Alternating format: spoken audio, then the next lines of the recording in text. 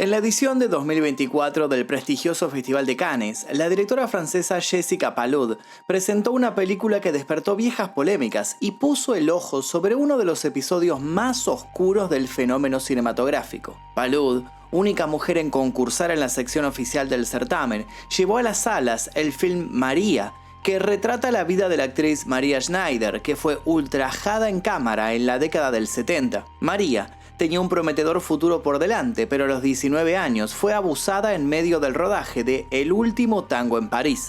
Y no solo eso, la escena del mencionado abuso terminaría convirtiéndose en un emblema del séptimo arte. Así, mientras muchos hablaban del valor artístico de esos minutos de metraje, la chica se vio obligada a repetir la traumática experiencia una y otra vez. Las consecuencias, terribles. La biopic que cuenta este infame episodio está protagonizada por Matt Dillon y Ana María Bartolomei y se basó en el libro escrito por Vanessa Schneider, prima periodista de la mujer que tuvo que atravesar todo el calvario. ¿Qué fue lo que hicieron el director Bertolucci y el actor Marlon Brando, los dos sujetos culpables de crear esta pesadilla? ¿Por qué nunca fueron juzgados por lo que hicieron? Y peor aún, ¿qué heridas sin sanar tuvo que arrastrar María durante toda su vida?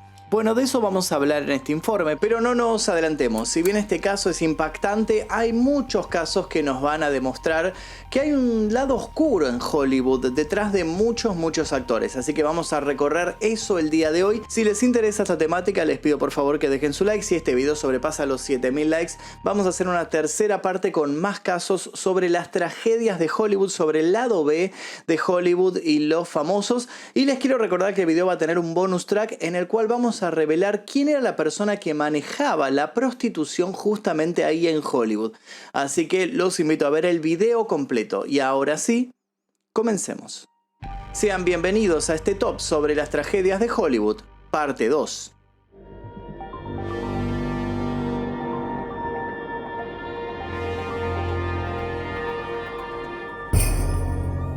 Puesto número 3, Dominique Dunne y la maldición de Poltergeist.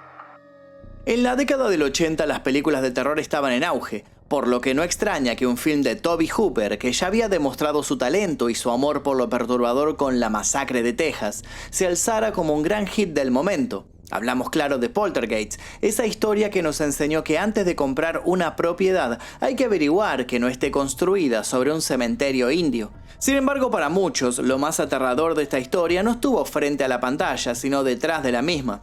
Y es que luego de su exitoso estreno, Poltergeist se alzaría con la fama de ser una película maldita. Irónicamente, el terror dejó la ficción y se instaló en la vida real un 31 de octubre, estamos hablando obviamente del día de Halloween. Era la noche de brujas de 1982, cuando un barrio acomodado de Hollywood se vio sacudido por los gritos de un joven que sacudía el cuerpo inerte de una chica que estaba tirado sobre el césped de una casa. No hubo momentos para la duda o las falsas especulaciones.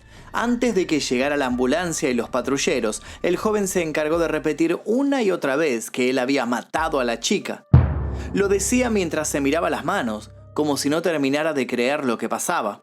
Para la gente del lugar también fue fácil reconocer a la víctima. De hecho, muchos de ellos la habían visto en la película de horror de moda, aquella que aún seguía exhibiéndose en las salas. Era Dominique Dunne, tenía 22 años y previo a interpretar a la hija mayor del matrimonio protagonista de Poltergeist, ya había logrado construir una sólida carrera. Dominique había nacido el 23 de noviembre de 1959 en Santa Mónica. Provenía de una familia ligada a la cultura y al arte. Entre sus padres y hermanos había directores, guionistas, productores, personas con una notable vida social que sabían hacer girar un negocio por el que ella había sentido una temprana atracción. Las puertas se le abrieron de inmediato y con menos de 20 años ya se había hecho un lugar entre las series más destacadas: Lou Grant, Heart to Heart, Chips, Fame y Hospital St. Eligius, entre tantas otras. Muchos creían que la vida de Dominique era una vida soñada. Sin embargo, si bien ella solía aprovechar cada oportunidad para seguir puliendo su talento, había tenido que pasar por momentos trágicos. Sus dos hermanas menores habían fallecido días después de nacer por una enfermedad congénita. Su madre, afectada de esclerosis múltiple, estaba en una residencia. Su tío se había quitado la vida y su padre había tenido percances serios con las drogas. Así y todo, Dominique sonreía y se presentaba a cada audición con la frente en alto y mucho para decir. Fue justamente esa personalidad avasallante y siempre optimista la que había llamado la atención de John Thomas Sweeney, un joven al que había conocido en una fiesta privada repleta de gente famosa. ¿John también era famoso o no? John no salía en televisión, pero se había hecho una gran reputación. Era el segundo cocinero de uno de los restaurantes de moda de West Hollywood. Sus platos habían sido saboreados por personalidades como Jack Nicholson o Ringo Starr. Esto le había valido un pase dorado para aparecerse por esas excéntricas celebraciones donde los tragos corrían hasta altas horas de la madrugada. En ese ambiente, John y Dominic se encontraron y no tardaron en sentirse cómodos el uno con el otro. Pocas horas después, John le contaba de su padre golpeador y ella de sus propios problemas. Concertaron una cita para el día siguiente y el resto no es difícil de adivinar. Se enamoraron y comenzaron una relación. El noviazgo parecía perfecto, incluso Dominic y John se mudarían juntos poco después de haberse conocido. Pero con la mudanza había llegado la caída del velo. La convivencia hizo que todo lo que parecía maravilloso pronto mutara a infernal.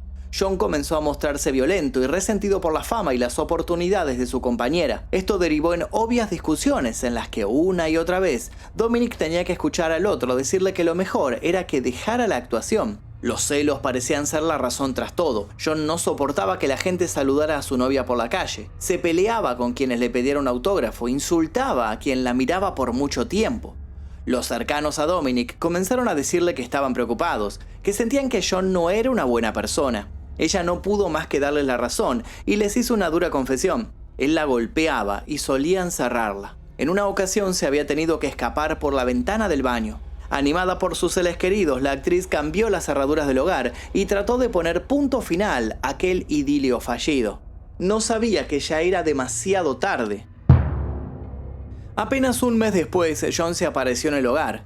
Dominic estaba contenta. Había conseguido un papel en la serie B y venía de un ensayo. ¿Supo cuando vio a su ex que allí terminaría su carrera? Realmente no lo sabemos. Sí sabemos que John no tenía intenciones de hablar pacíficamente. Tampoco había ido al hogar de su supuesta amada a pedirle perdón por sus acciones pasadas. Todo lo contrario.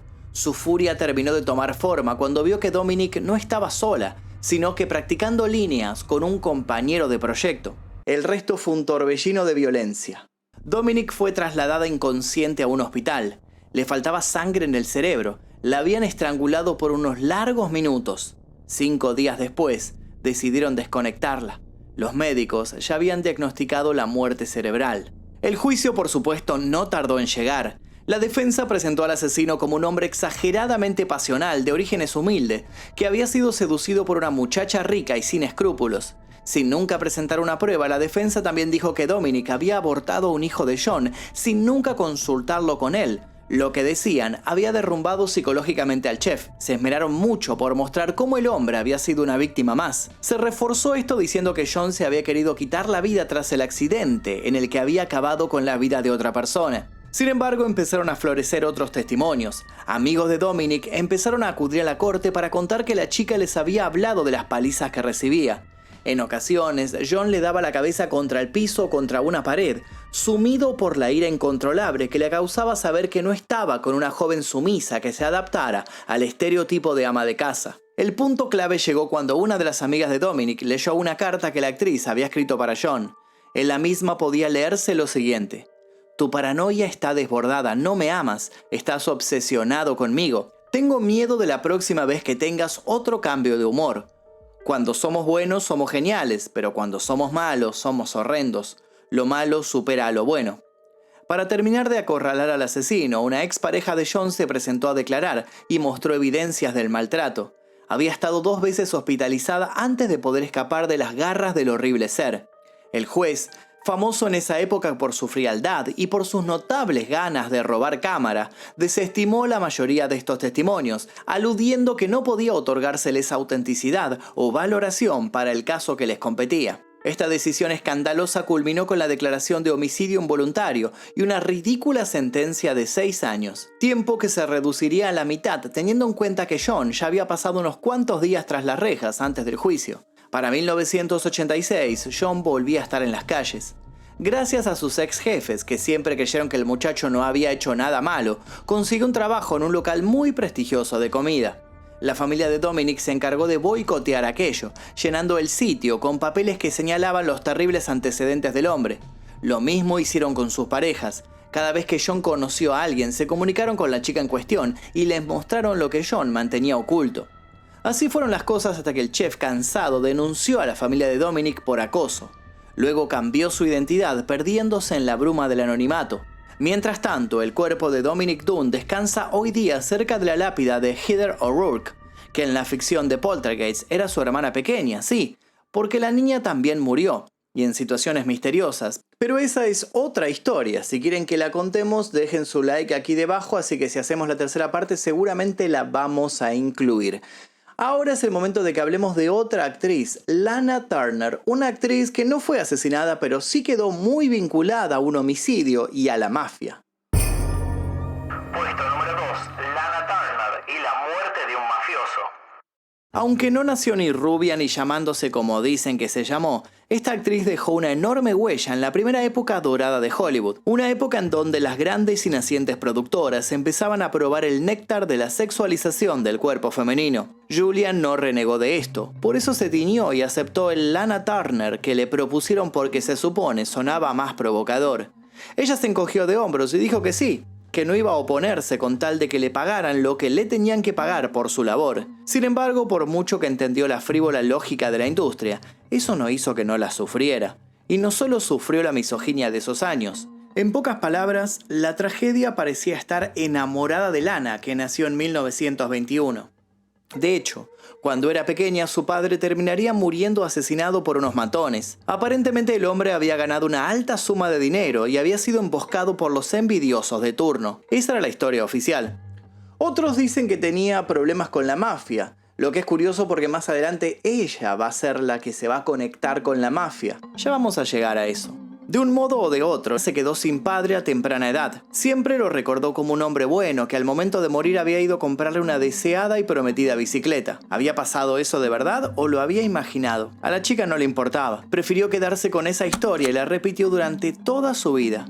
Una vida que cambiaría rotundamente a los 15 años. Ese día un hombre mucho mayor que ella la vio tomando un refresco y sin dudarlo le preguntó si estaba interesada en trabajar en películas. Advertida sobre los peligros de los adultos que hablan con los menores, ella le dijo que debía hablar con su mamá. El resto es historia. Su madre vio en aquello una buena idea y de un día para el otro la joven se encontró firmando su primer contrato. No le faltaba talento y los miedos escénicos ya los había sorteado años atrás cuando se había consagrado a ser porrista. Para lo que no estuvo preparada fue para que bajo su imagen se la describiera como la promesa sexual o como el nuevo objeto de deseo. Ya blonda, la joven se dispuso a conquistar el mundo y la oportunidad no le faltó. Antes de los 20 años ya tendría un rol junto a la enorme Judy Garland sin ir más lejos. Sonreía y se mostraba feliz, pero pronto descubrió que nada era lo que parecía en esta tierra de promesas. Un día que no pudo llorar cuando el director dijo acción, la tomaron por el brazo y se lo retorcieron para un efecto más real, según dirían. Estas lágrimas quemaron sus mejillas, pero no dijo nada. También pudo ver lo que le hacían a las chicas ingresantes que no tenían sus privilegios. Las vio pasar de mano en mano, vio que las usaban. Estar inmersa en esa farsa no la hacía sentir del todo bien. En 1952 quiso quitarse la vida y no lo logró. En vez de preocuparse por ella, los magnates de la industria la miraron con desaprobación y la hicieron usar unos guantes largos que ocultaban las cicatrices que se había hecho. Continuó cada vez más asombrada por la falta de sensibilidad que la envolvía. Se compró literalmente más de 700 pares de zapatos y se casó 7 veces. La mayoría de esos hombres la siguió maltratando. Los críticos la odiaban y la catalogaban de ordinaria. En realidad les molestaba que no lograban hacer mella en ella. A pesar de todo, a pesar de que se esmeraban por encasillarla, la actriz conseguía palabras de respeto y nominaciones al Oscar. Por un segundo, Lana creyó que podría ganar la guerra que silenciosamente y de modo gratuito le habían desatado. No sabía lo que estaba por venir. En 1958, un hombre se empezó a obsesionar con ella. Un hombre que la visitaba a menudo y le mandaba los más diversos regalos. Un hombre que no aceptaba un no como respuesta. Cuando Lana supo que ese hombre, llamado Johnny Stompanato, era un gángster que había sabido ser guardaespaldas del jefe mafioso Mickey Cohen, quiso alejarse de él. En vano. Las cosas escalaron de nivel cuando el sujeto la visitó en su propia casa y se puso violento. ¿Cómo terminó aquello? con un baño de sangre. Pero contra todo pronóstico, no fue Lana la que murió aquella noche, sino Stompanato. Lana llamó a la policía y contó que estaba forcejeando con el sujeto cuando su hija de 14 años apareció con un cuchillo y lo había apuñalado repetidas veces. Por supuesto que la prensa no quiso quedarse con esa versión y muchos insistieron en que el crimen lo había cometido la diva, que la niña solo era un chivo expiatorio para salirse con la suya. El juez creyó en ella, pero no hubo marcha atrás. Los rumores, los chismes y hasta los chistes no pararon de bombardearla. Lana siguió con su camino, sin distracciones, y sus últimos papeles la encontraron con papeles complejos y reveladores. Quienes trabajaron con ella en esos años la describieron como una mujer extremadamente sabia. A los 74 años, un cáncer le arrebató la vida. Para ese momento, Lana había publicado sus memorias. Ese Hollywood que siempre la había querido desnudar de pronto se vio desnudo en sus páginas y las controversias no tardaron en llegar. Quisieron callarla una última vez, no pudieron. Lana ya era una leyenda. Lamentablemente eso no fue lo que le pasó a la protagonista de nuestra próxima historia, y es así como nuestra historia vuelve al principio. Puesto número 1. Maria Schneider y el ocaso de una carrera. En 1952, y fruto de la relación extramatrimonial de la modelo rumana María Cristina Schneider con el actor Daniel Helin, nacería Maria Schneider, la protagonista de la siguiente historia. Aunque Helin contaba con alta reputación, María siempre renegó de él como progenitor. ¿La razón? El hombre jamás la reconoció de modo oficial. A pesar de eso, muchos siguieron conectándola con el árbol genealógico de su padre por el talento que María demostró tener. Tras ser descubierta en el teatro y sin estudios previos, la chica se elevó entre otras actrices de su edad por su capacidad interpretativa. En 1969 obtuvo su primer papel de protagonista en el cine con la película El árbol de Navidad de Terence Young. Poco después realizó una pequeña aparición en la película Madly junto a Alain Delon. Esto fue suficiente para ponerla en el radar de grandes luminarias, como el director Bernardo Bertolucci, que ni bien la vio en el casting de su próxima película, supo que estaba frente a la persona que buscaba. Nadie imaginaba que aquello iba a culminar en un delito que al día de hoy sigue impune. El proyecto que el galardonado italiano se traía entre manos no era otro que El último tango en París, film que lo llevaría a estar nominado a Mejor Director. Como muchos sabrán, la película trajo consigo acaloradas discusiones, sobre todo porque exponía la relación atormentada y violenta de un hombre grande y enviudado con una chica parisina de 19 años. La mencionada chica parisina terminaría interpretada por María, el hombre viudo por Marlon Brando. En determinado momento del film, el personaje de Brando abusa de María usando manteca como lubricante. La escena se volvió emblemática. El problema surgió cuando salió a la luz que la misma no estaba así descrita en el guión. Lo de la manteca había sido improvisado, pero sin consentimiento de María. Tanto Brando como Bertolucci dirían luego que acordaron no decirle nada para que su humillación fuera totalmente creíble frente a cámara. María no fue penetrada, pero el otro tocó sus partes íntimas, la desnudó y le pasó lubricante sin que ella supiera que eso iba a pasar. Claro que la joven actriz supo que algo no andaba bien, pero su inexperiencia hizo que pensara que aquello era algo que podía pasar en un set. Supuso a la vez que no tenía derecho a réplica. Recién mucho más grande, se lamentaría de no haber hecho una denuncia o haber llamado a un abogado. A pesar de que sus lágrimas fueron reales, nadie se preocupó por ella cuando gritaron corte. Con el estreno de la película vio la imagen una y mil veces. Verla fue para ella revivir la humillación, por lo que no se guardó sus sentimientos. Durante los 70, habló en muchas entrevistas de lo que le había pasado. Pero claro, nadie veía tan grave el asunto, preferían reír y preguntarle qué se sentía ser una sex symbol. Montada sobre el éxito que rápido cubrió a El último tango en París, la carrera de María se disparó, pero algo dentro de ella se había roto de modo irreversible. Intentó mantenerse ruda y habló de la libertad sexual con la que se manejaba en su vida, pero la incomodidad no paraba de acrecentarse dentro de sí. María participó de otras 20 películas, pero jamás sonreiría como antes de aquella experiencia. Se volvería adicta a las drogas, intentaría quitarse la vida y terminaría algunas temporadas en un psiquiátrico. En 2013, Bertolucci asumió que su idea y la de Brando había sido realmente despreciable. Sin embargo, siempre dejó entrever que no se arrepentía de la decisión tomada. Después de todo, la obra había logrado su objetivo. La pregunta es, ¿a qué costo? La actriz finalmente fallecería en París a los 58 años, producto de un cáncer. La película estrenada en Cannes, que cuenta su vida, es un nuevo intento por darle valor a su voz. Además, la idea es sacar su figura de las sombras para animar a tantos otros a que denuncien sus abusos sin que por eso corran el riesgo de terminar siendo tratados de locos. Y así llegamos al bonus de este video, un bonus que habla sobre una mujer que abrió un particular negocio en Hollywood, un negocio que se trataba de brindarle sexo a las estrellas. Bonus track, Heidi Fleiss y el negocio del sexo. Paul Fleiss fue un célebre médico al que todo el mundo conocía como el pediatra de las estrellas, dado que atendía a los hijos de los grandes emblemas de la industria. Los hijos de Paul, por ende, siempre estuvieron ligados a ese mundillo, en particular Heidi, que nacería en 1965. Heidi jugaba a hacer películas con sus hermanos, y quién sabe si hasta no soñó con que su rostro apareciera en las grandes marquesinas. Sí sabemos que en determinado momento descubrió en sí misma un talento innato, el talento de hacer negocios. Ejemplo de esto es que en lugar de juntar unos billetes siendo niñera como muchas chicas de su edad, con tan solo 12 años se puso al mando de un grupo de jovencitas que estuvieran dispuestas a hacer el trabajo y se encargó de administrar el asunto hasta convertirlo aquello en todo un éxito. Para los 14 años decidió que la escuela no era lo suyo y se lanzó a nuevas aventuras. Empezó a faltar a clases, primero para pasar el tiempo por ahí, luego para empezar a apostar, y aquello se volvió rápidamente un vicio.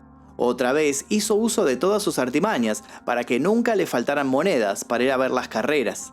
Ya con 17 años le dijo a sus padres que seguir en el colegio la estaba retrasando en volverse millonaria. Ellos estuvieron de acuerdo y la apoyaron para que siguiera sus sueños. No sabían que la chica terminaría presa unos años después. A los 18 años Heidi conoció en una fiesta al multimillonario Bernie Kornfeld, un empresario extravagante con una de las fortunas más grandes del planeta en los años 70. A pesar de que él le llevaba 40 años, comenzaron una relación que no duró mucho, pero le dio a la chica nuevas perspectivas para conseguir más y más capital. Solo necesitaba en qué enfocarse. Y entonces conoció a Alex Adams, apodada Madame 90210. Adams dirigía una red de mujeres que ejercían la prostitución. Heidi se sintió atraída por el flujo monetario que la otra manejaba y en un abrir y cerrar de ojos se convirtió en su asistente. Gracias a su personalidad obsesiva y metódica, el negocio rápidamente escaló, tanto que Madame 90210 quedó muy expuesta y terminó tras las rejas. Lejos de tomar eso como una advertencia, Heidi vio una oportunidad. Ahora podía hacerse cargo del negocio, ya que el puesto había quedado vacante. ¿Y cómo le salieron las cosas? Basta con decir que podía llegar a ser hasta $97.000 en una sola jornada, solo en comisiones.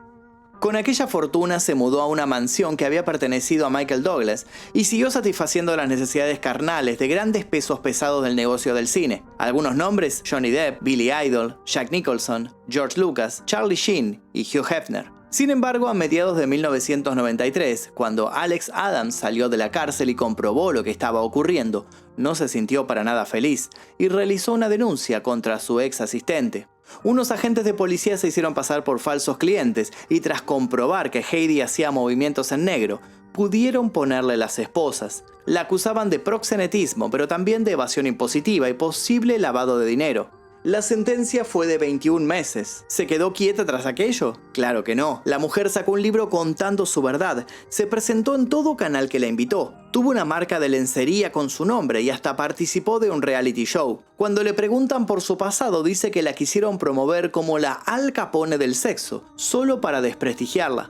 Expresó en más de una ocasión que ese negocio sigue y seguirá existiendo, solo que ella ya no está en el núcleo del mismo. Parece no renegar de aquello. Ahora Heidi vive recluida, lejos de la ciudad, criando aves. Dice ya no tener la energía de su caótica juventud, pero no son pocos los que creen que cuando nadie la ve, sigue haciendo de las suyas. ¿Qué opinan ustedes? Escriban sus opiniones aquí debajo en los comentarios y así llegamos al final de este video. Si quieren una tercera parte de estas tragedias de Hollywood, quedan muchas historias por contar todavía. Les pido por favor que dejen su like. Si el video sobrepasa los 7000 likes en 24 horas, vamos a preparar esta tercera parte.